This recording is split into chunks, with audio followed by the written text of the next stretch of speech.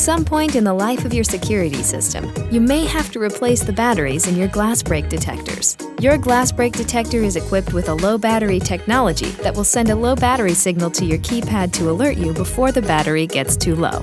Be sure to contact us about putting your system on test before replacing your batteries. Removing the cover from your Glassbreak detector can be done by lifting up from the bottom of the cover. Remove the old battery and replace it with a fresh one. Be sure to insert the battery in the correct orientation. Snap the lid back on the Glassbreak detector and perform a sensor reset at your keypad in order to clear the low battery warning. Once the sensor reset is complete, be sure to contact us about taking your system off test. Glassbreak detectors use 3-volt lithium batteries CR123, which can be purchased at any electronics retailer or from your security provider. Be sure to recycle your used lithium batteries in accordance with your state and local guidelines.